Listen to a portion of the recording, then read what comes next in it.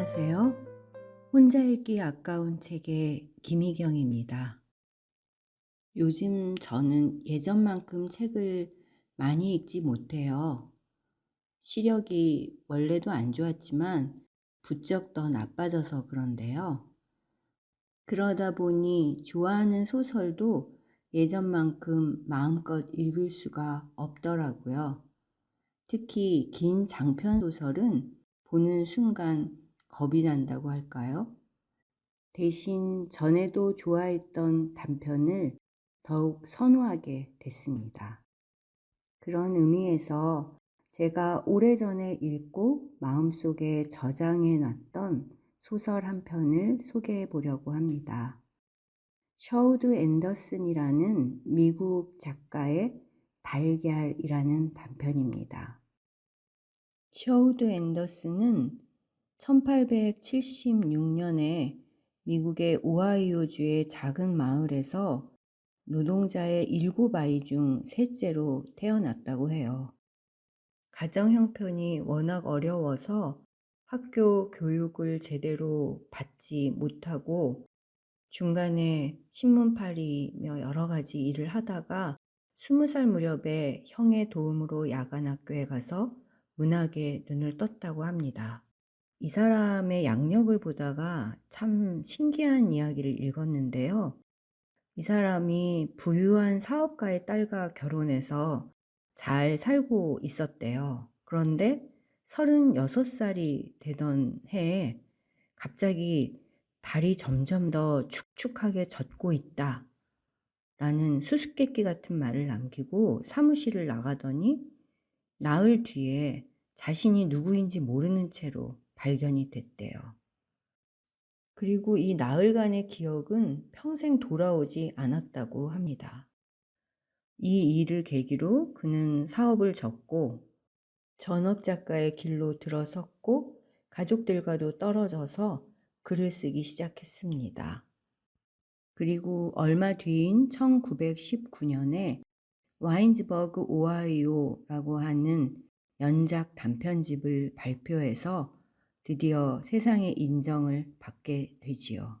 이 작품으로 현대 미국 소설의 원조로 불릴 정도가 되는데요. 20세기 미국 문학 강의에서 이 작품이 위대한 개츠비 다음으로 많이 쓰인다고 하니까 어느 정도 위치인지 알 수 있지요. 올리브 키터리지로 유명한 엘리자베스 스트라우트 같은 경우도 그의 영향을 받았다고들 합니다. 그만큼 현대 미국 작가들에게 영향을 끼친 작가인데요. 오늘 제가 소개할 달걀이라는 작품은 1920년에 발표된 단편이에요. 처음엔 달걀의 승리라는 제목이었는데 나중에 달걀로 다시 제목을 바꿔서 발표했습니다. 이 작품은 그 출세를 꿈꾸는 아메리칸 드림이 어떻게 한 가난한 가족을 무너뜨리는지 그 씁쓸한 과정을 보여주는 그런 작품입니다. 저는 그 예전에 방송통신대에서 영문학 공부를 할 때 미국 문학 수업 시간에 처음으로 셔우드 앤더슨이라는 이름을 접하게 됐고 이 작품을 읽었어요. 그때 깊은 인상을 받아서 부족한 영어 실력으로 번역을 시도해보고 셔우드 앤더슨의 글쓰기를 따라해 보려고 했던 기억이 있습니다. 그럼 셔우드 앤더슨의 달걀을 함께 감상해 보시죠.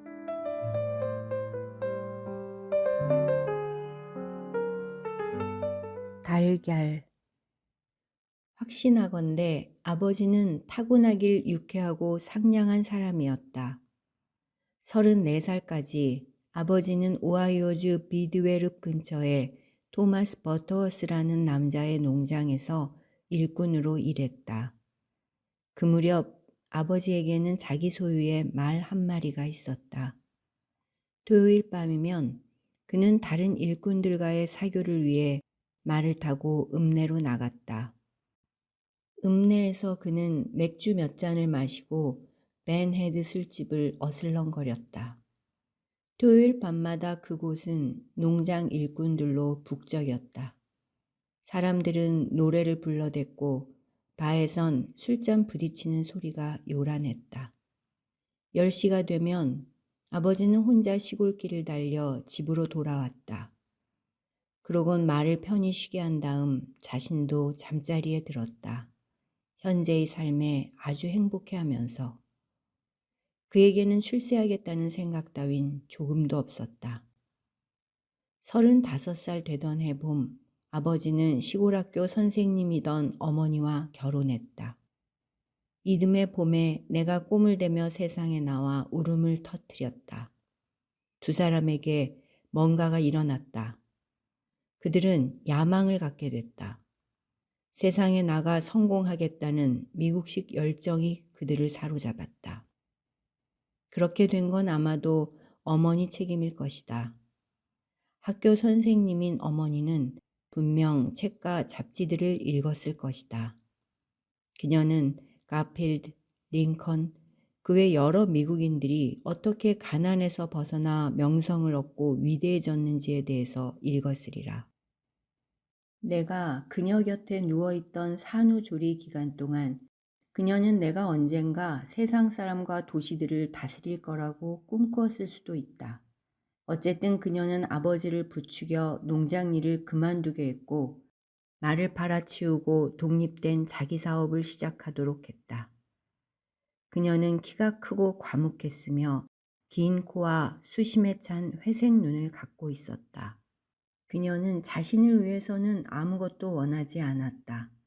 하지만 아버지와 나를 위해서는 가눌 수 없는 야심을 갖고 있었다. 두 사람이 시작한 첫 번째 사업은 신통치 않았다. 그들은 비드웰에서 8마일 떨어진 그리그로드에 돌투성이 땅 10에이커를 빌려서 양계업을 시작했다. 나는 그곳에서 소년 시절을 보냈으며 인생에 대한 내 첫 인상은 거기서 결정되었다. 그것은 처음부터 참담했다. 만일 지금의 내가 삶의 어두운 면에 집착하는 우울한 사람이라면 그건 행복하고 즐거웠어야 할 어린 시절을 양계장에서 보냈기 때문이다.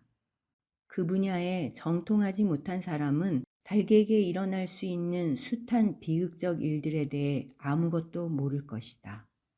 달걀에서 부화한 닭은 몇 주 동안 부활절 그림 엽서에 그려진 것처럼 솜털이 보송보송한 병아리 상태로 살다가 이윽고 소름 끼치는 벌거숭이가 된다. 그러곤 당신 아버지가 비짓땀을 흘리며 일해서 산 엄청난 양의 모이를 먹어대다 콧병이니 콜레라 따위의 여러 가지 이름의 병에 걸려서는 멍하니 해를 보며 서 있다가 병들어 죽는다. 그리하여 몇 안 되는 암탉과 신의 불가사의한 목적에 부응하도록 예정된 수탉 한 마리만이 악전 고투 끝에 성계가 된다. 이 암탉들이 또 다른 닭이 될 달걀을 낳으며 그렇게 이 끔찍한 순환이 완성된다. 그 모든 것이 믿을 수 없을 만큼 복잡하다. 대부분의 철학자들은 양계장에서 자랐음에 틀림없다. 사람은 닭 한 마리에게 너무나 많은 것을 바라며 그만큼 지독한 환멸을 맛보게 된다.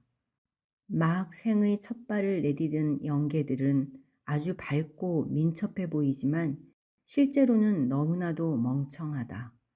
그들은 사람을 어찌나 좋아하는지 개들의 목숨을 끊을 때마다 우리는 혼란에 빠지고 만다. 질병이 그들을 죽이지 않는다면 그 애들은 당신이 기대가 한껏 부풀 때까지 기다리다가 마차 바퀴 밑으로 걸어가서 산산이 부서진 채 조물주의 품으로 돌아간다. 해충이 영계들에게 들끓어서 치료용 가루분을 사는데 큰 돈을 써야만 한다. 훗날 나는 영계로 큰 돈을 벌 수 있다는 광고가 어떻게 만들어지는지 보았다. 그것은 방금 선악과를 따먹은 신들을 겨냥한 것이었다. 희망에 찬 그 이야기는 암탉 몇 마리를 가진 순진한 야심가들이 많은 것을 이룰 수 있다고 주장한다. 거기에 넘어가지 말라. 그건 당신을 위해 쓰여진 게 아니다. 차라리 알래스카의 얼음 언덕으로 금사냥을 떠나라. 정치인의 정직함을 믿어라. 당신이 믿고 싶다면 세상은 날마다 더 나아지고 있으며 선은 악을 이길 거라고 믿어라. 그렇지만 암탉에 관한 광고는 읽지도 믿지도 말라. 그건 당신을 위해 쓰여진 게 아니다. 내 얘기가 옆길로 샜다. 무엇보다 내 이야기는 닭에 관한 것이 아니다. 정확히 말하면 핵심은 달걀이다. 10년간 아버지와 어머니는 양계장의 수지를 맞추기 위해 분투했다. 그러다 그 투쟁에서 손을 떼고 다른 일을 시작했다. 부모님은 오하이오의 비드웰로 이사해서 식당 사업에 뛰어들었다. 부하가 안 되는 부하기들과 씨름하고 반벌거숭이 연계해서 성게가 되자마자 죽어버리는 나름 사랑스러운 조그만 털 복숭이들과 10년을 애명글면한 뒤 우리는 모든 걸 버리고 마차에 짐을 실었다. 그리고 비드웰을 향해 그리그 로드를 달렸다. 희망을 실은 작은 마차는 더 나은 삶을 시작하기 위한 새로운 곳을 찾아 나섰다. 아마도 우리는 전쟁터에서 도망친 피난민처럼 슬퍼 보였을 것이다. 어머니와 나는 길을 따라 걸었다. 세간을 실은 마차는 그날 하루만 쓰기로 하고 이웃인 알버트 그리그 씨에게서 빌려온 것이었다. 마차 옆구리엔 싸구려 의자 다리가 튀어나오고 침대와 탁자, 부엌 살림으로 가득 찬 짐더미 뒤쪽엔 산 닭들이 담긴 괴짝이 있었으며 그 위에는 내가 어릴 때 타고 다니던 유모차가 있었다. 왜 유모차를 가져갔는지는 모르겠다. 아이가 또 태어날 가능성은 거의 없었고 바퀴도 망가져 있었는데 가진 게 적은 사람은 지금 가진 것에 더 집착한다. 그것이 삶을 너무 실망스럽게 만드는 사실 중 하나다. 아버지는 마차 꼭대기에 탔다. 당시 그는 45살로 대머리에 약간 뚱뚱했다. 그리고 어머니와 닭들과 오랜 시간을 함께하면서 습관적으로 말수가 줄고 용기를 잃게 되었다. 양계장에서의 10년 동안 그는 이웃 농장들에서 일꾼으로 일했고 번 돈의 대부분은 윌머의 놀라운 백색 콜로라 치료제나 비드로 교수의 산란 촉진제 또는 어머니가 양계신문 광고에서 발견한 다른 제조약들에 사용됐다. 아버지의 머리에는 양쪽 귀 바로 위에 머리카락들이 작게 모여있는 부분이 있었다. 어릴 적 겨울날 일요일 오후면 난로 앞 의자에 앉은 채 잠이 든 아버지를 바라보곤 했던 기억이 난다. 그 당시 나는 이미 책을 읽기 시작했고 나름의 생각을 갖고 있었다. 나는 아버지의 정수리로 이어진 대머리 길이 카이사르가 로마에서 군대를 이끌고 미지의 세계로 향할 때 만들었을 법한 대로 같은 것이라고 상상했다. 아버지의 귀 위로 자란 머리카락은 마치 숲과 같다고 생각했다. 나는 비몽사몽의 상태에서 작은 존재가 되어 그 길을 따라 양계장이 없고 달걀이 없어 삶이 행복한 저 멀리 있는 아름다운 곳으로 가는 꿈을 꾸었다. 양계장에서 마을로 달아난 것에 관해서는 책 한 권을 쓸 수도 있다. 어머니와 나는 8마일을 걸었다. 어머니는 마차에서 뭐라도 떨어지지나 않는지 주시했고 나는 세상의 경이로움을 보았다. 마차의 아버지 옆자리에는 그의 가장 큰 보물이 있었다. 그 이야기를 들려주겠다. 달걀에서 수백, 수천 마리의 닭이 태어나는 양계장에서는 가끔 놀라운 일이 일어난다. 사람과 마찬가지로 달걀에서도 기형이 태어난다. 이런 사고는 1000마리에 한 번 정도로 자주 일어나지는 않는다. 어떤 닭은 다리 4개, 날개 2쌍, 머리 2개를 갖고 태어나고 혹은 뭔가가 없이 태어난다. 그런 애들은 살지 못한다. 그들은 잠깐 손을 떨어 실수한 조물주에게로 재빨리 돌아간다. 불쌍한 어린 것들이 살 수 없다는 사실이 아버지에겐 인생의 비극 중 하나였다. 그는 다리가 5개인 암탉이나 머리가 둘 달린 수탉을 키워내기만 하면 큰 부자가 될 수 있으리라는 생각을 가졌다. 그는 이 경이로운 것들을 품평회에 가져가서 다른 농장주들에게 전시해 부자가 되는 꿈을 꿨다. 어쨌든 그는 우리 양계장에서 태어난 작은 괴물들을 전부 모아두었다. 그것들은 알코올에 보존되어 각각 유리병에 담겨 있었다. 그는 그것들을 조심스럽게 상자에 담아 마차의 자기 옆자리에 실었다. 그는 한 손으로는 말을 몰고 다른 한 손으로는 상자를 붙들었다. 목적지에 도착하자 아버지는 상자를 바로 내려 병을 꺼냈다. 오하이오주 비드웰 마을에서 식당을 운영하는 동안 작은 유리병에 담긴 괴물들은 카운터 뒤쪽 선반에 놓여 있었다. 어머니는 때때로 항의했지만 아버지는 그의 보물에 대해선 단호했다. 아버지는 그로테스크한 것들은 가치가 있다고 선언했다. 사람들은 이상하고 놀라운 것을 보고 싶어 한다는 말이었다. 오하이오주 비드웰읍에서 식당 사업을 시작했다고 말했던가? 내가 좀 과장했다. 읍 자체는 낮은 언덕 기슬과 작은 강가에 자리 잡고 있었다.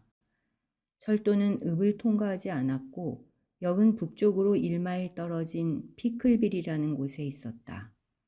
역에는 사과 주스 제조장과 피클 공장이 있었지만 우리가 이사 오기 전에 둘 다 문을 닫았다.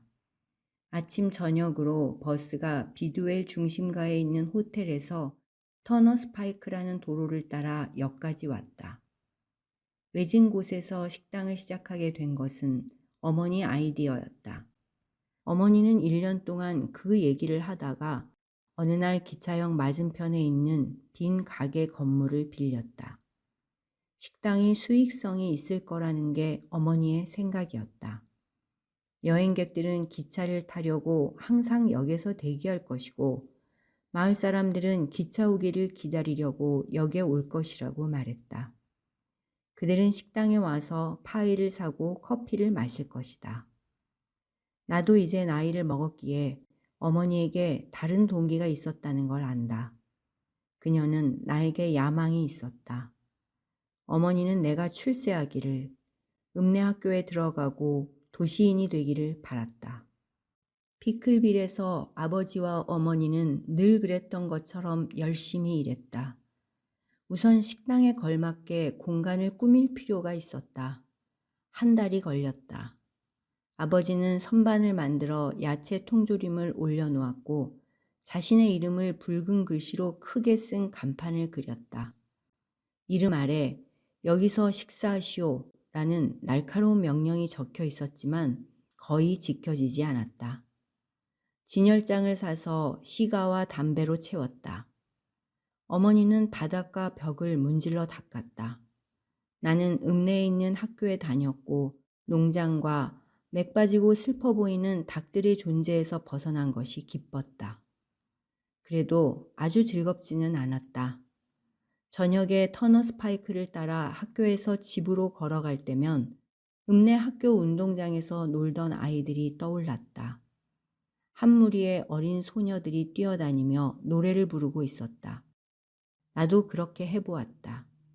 얼어붙은 길을 따라 나는 한 다리로 진지하게 깡충깡충 뛰었다. 히피티 홉 투 더 바버숍, 이발소까지 깡충깡충 뛰어를 목청껏 불렀다. 그러다 멈춰서 의심스러운 표정을 지었다. 흥겹게 기분 내는 걸 들킬까봐 두려웠다. 죽음이 매일 찾아오는 양계장에서 자란 나 같은 사람이 해서는 안 될 짓을 하는 것처럼 보였기 때문이다. 어머니는 밤에도 식당 문을 열어야 한다고 결정했다. 밤 10시에 여객열차가 가게 앞을 지나 북쪽으로 갔고 뒤이어 지역 화물열차가 지나갔다. 화물차 승무원들은 피클빌에서 선로를 변경했고 일이 끝나면 우리 식당에 와서 따뜻한 커피와 음식을 먹었다. 가끔 그들 중 한 명이 달걀 프라이를 주문했다. 새벽 4시에 그들은 북행 열차로 돌아왔고 다시 가게를 찾았다. 작은 사업이 성장하기 시작했다. 어머니는 밤에 잠을 자고 아버지가 자는 낮 동안 식당 일을 하면서 하숙생들에게 식사를 제공했다. 아버지는 밤에 어머니가 사용했던 침대에서 잤고 나는 비디오엘 읍내로 가서 학교로 갔다. 긴 밤사이 어머니와 내가 자는 동안 아버지는 하숙생들의 점심 도시락용 샌드위치에 들어갈 고기를 요리했다. 그때 아버지의 머릿속에 출세와 관련된 아이디어가 떠올랐다. 미국적 정신이 그를 사로잡았다. 그 또한 야망이 생긴 것이다. 할 일이 별로 없던 긴 밤, 아버지는 생각할 시간이 있었다. 그것이 그를 파국으로 이끌었다. 그는 과거 자신이 충분히 쾌활하지 않았기 때문에 성공하지 못했다고 생각하고 앞으로는 밝은 인생관을 갖기로 결심했다. 이른 아침 그는 위층으로 올라와 어머니와 함께 침대에 누웠다. 어머니가 깨어나자 두 사람은 이야기를 나누었다. 나는 구석에 있는 내 침대에서 그 이야기를 들었다. 아버지 생각은 자신과 어머니 둘 다 식당에 온 사람들을 즐겁게 해줘야 한다는 것이었다. 지금은 아버지가 한 말을 기억할 수 없지만 그는 일종의 대중 연예인이 되려는 인상을 주었다. 사람들, 특히 퍽 드물긴 하지만 비두엘 읍내의 젊은이들이 우리 식당에 오면 밝고 즐거운 대화를 나눠야 한다는 것이었다. 아버지의 말에서 나는 유쾌한 여관 주인의 인상을 추구한다는 걸 알았다. 어머니는 처음부터 의심스러웠을 테지만 기죽이는 말은 하지 않았다. 아버지는 비두엘 읍 젊은이들의 가슴에서 자신과 어머니의 친구가 되고 싶은 열정이 솟아날 거라고 생각했다. 저녁이면 밝고 행복한 무리가 터너 스파이크를 따라 노래를 부르며 내려올 것이다. 그들은 흥겹게 웃고 떠들며 우리 집으로 몰려들 것이다. 노래와 축제가 벌어지겠지. 아버지가 그에 대해 그렇게 자세히 말했다는 인상을 주려는 건 아니다. 내가 말했듯이 그는 터놓고 말하는 사람이 아니었다. 그들은 어딘가 갈 곳을 원해. 그들은 어딘가 갈 곳을 원한다고. 그는 반복해서 말했다. 그게 그가 할 수 있는 전부였다. 여백은 내 상상력으로 채웠다. 2, 3주 동안 아버지의 이 생각이 우리 집을 사로잡았다. 우리는 많은 말을 하지는 않았지만 일상생활에서 침울한 표정 대신 미소를 짓기 위해 열심히 노력했다. 어머니는 하숙생들에게 미소 지었고 나도 감염되어 우리 고양이에게 미소를 지었다. 아버지는 즐겁게 해주려는 열망으로 약간 흥분 상태였다. 틀림없이 그의 어딘가에 쇼맨십이 숨어 있었다. 그는 밤에 접대하는 철도원들에게 힘을 낭비하지 않고 비두엘에서 젊은 남녀가 오기를 기다렸다가 자신의 능력을 보여주려는 것 같았다. 식당 카운터에는 항상 달걀이 가득 담긴 철제 바구니가 있었는데 그게 눈앞에 있을 때 그의 머릿속에서 오락에 대한 아이디어가 떠올랐음이 분명하다. 그의 아이디어가 발전될 때마다 달걀이 연결되는 데는 뭔가 운명적인 것이 있었다. 어쨌거나 달걀 하나가 그의 새로운 삶의 욕구를 망쳐버렸다. 어느 늦은 밤 나는 아버지의 목에서 터져나온 분노의 포효에 잠을 깼다. 어머니와 나는 침대에 똑바로 앉았다. 어머니는 떨리는 손으로 머리맡 탁자에 놓인 램프에 불을 붙였다. 아래층 식당의 현관문이 쾅 하고 닫히고 몇 분 뒤 아버지가 계단을 올라왔다. 아버지는 손에 달걀을 들고 있었는데 오한이 든 것처럼 손이 떨렸다. 그의 눈은 반쯤 미친 것처럼 빛났다. 그가 우리를 노려보며 서 있을 때 나는 그가 어머니나 내게 달걀을 던질 거라고 확신했다. 그때 그가 램프 옆 탁자 위에 조심스레 달걀을 내려놓고 어머니의 침대 옆에 무릎을 꿇었다. 그는 소년처럼 울기 시작했고 그의 슬픔에 휩쓸려 나도 함께 울었다. 조그만 위층 방이 우리 둘의 울음소리로 가득 찼다. 우스운 일이지만 우리가 만든 그 장면에서 내가 기억하는 건 어머니의 손이 아버지의 정수리를 가로지르는 그 벗겨진 길을 계속 쓰다듬었다는 사실뿐이다. 어머니가 그에게 무슨 말을 했는지, 아래층에서 있었던 일을 말하도록 어떻게 설득했는지는 잊어버렸다. 그의 설명도 내 머릿속에서 사라졌다.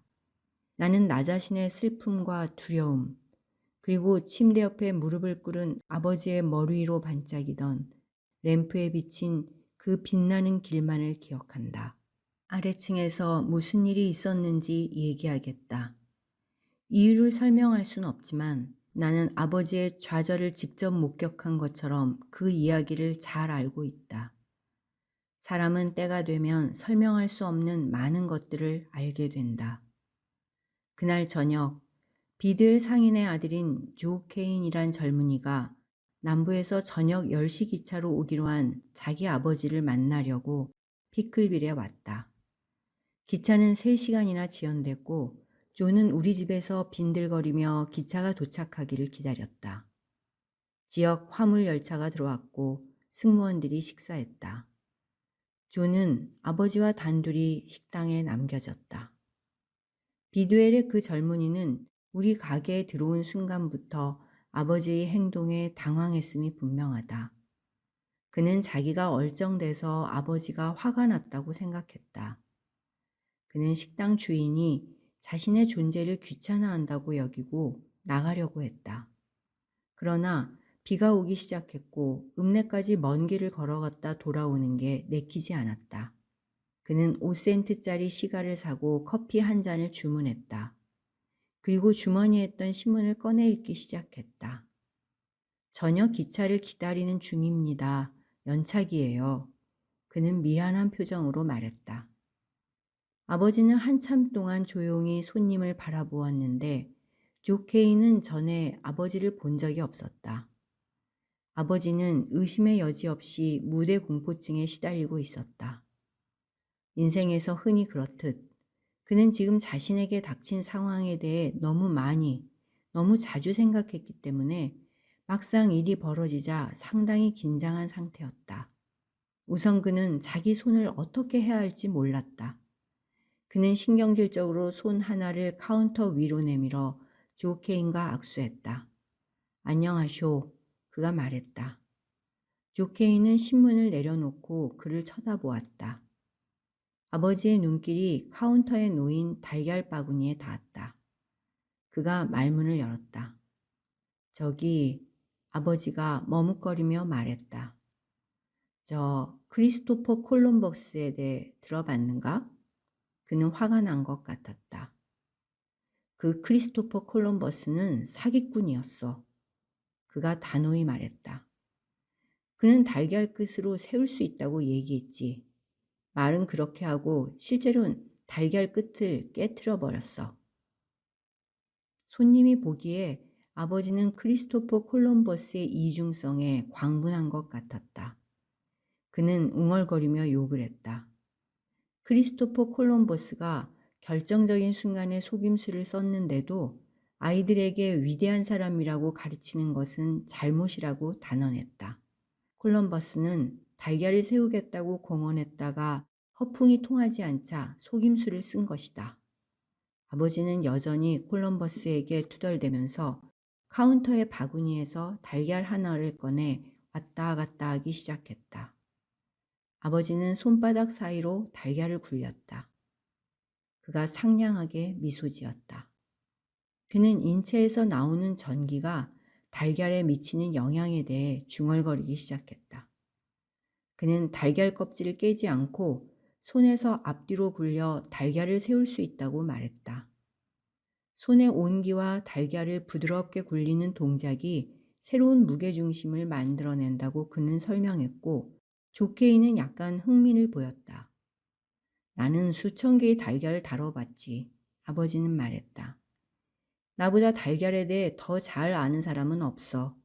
그가 달걀을 카운터 위에 올려놓았다. 달걀은 옆으로 넘어졌다.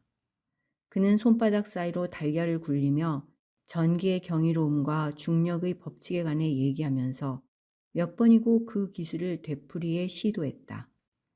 반시간의 노력 끝에 잠깐 달걀을 세우는데 성공하자 그는 고개를 들었지만 손님이 더 이상 보고 있지 않다는 걸 알았다. 그가 조 케인의 주의를 환기시키는데 성공했을 때쯤 달걀은 다시 옆으로 쓰러졌다. 쇼맨의 열정에 불타면서도 첫 번째 시도의 실패에 당황한 아버지는 이제 기영닭이 담긴 병을 선반에서 꺼내 방문객에게 보여주기 시작했다. 이 녀석처럼 다리 7개, 머리 2개를 갖고 싶지 않은가? 아버지는 자신의 보물 중 가장 놀라운 것을 보여주며 물었다. 그의 얼굴에 환한 미소가 번졌다. 그는 카운터 너머로 손을 뻗어 젊은 농장 일꾼 시절 토요일 저녁마다 벤 헤드 술집에서 보았던 남자들처럼 조 케인의 어깨를 치려고 했다. 손님은 병 속 알코올에 떠다니는 끔찍한 기형닭의 사체에 기분이 나빠져 나가려고 일어났다. 카운터 뒤에서 나온 아버지가 청년의 팔을 잡고 다시 자리로 이끌었다. 그는 약간 화가 나서 잠시 얼굴을 돌리고 억지로 미소를 지어야 했다. 그는 병을 도로 선반에 올려놓았다. 갑자기 관대한 마음이 솟구친 그는 조 케인에게 자기가 낼 테니 새로 커피 한 잔과 시가 한 대를 더 즐기라고 강요하다시피 했다. 그러곤 냄비를 꺼내 카운터 아래 놓인 병에서 식초를 따라 채우곤 새로운 묘기를 보여주겠다고 선언했다. 이 달걀을 식초가 담긴 냄비에 넣고 끓일 거야. 그는 말했다. 그런 다음 껍질을 깨지 않고 병으로 집어넣겠어. 달걀이 병에 들어가면 원래 모양으로 돌아오고 껍질은 다시 단단해질 거야.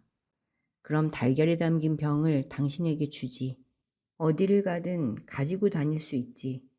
사람들은 어떻게 달걀을 병에 넣었는지 궁금해할 거야. 말하지 마.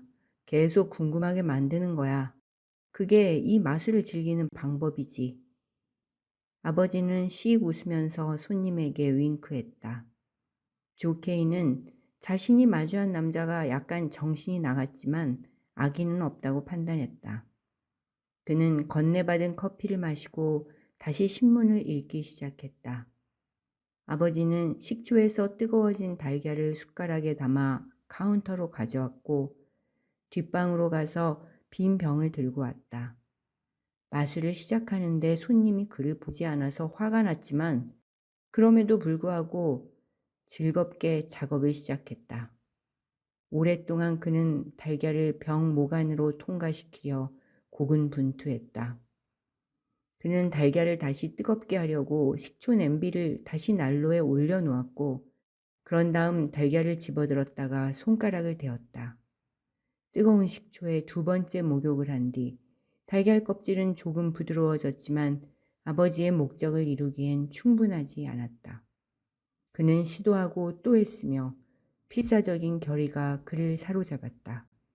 마침내 묘기가 이제 완성될 거란 생각이 들었을 때 연착한 기차가 역에 들어왔고 조 케인은 무심히 문 밖으로 나가려 했다.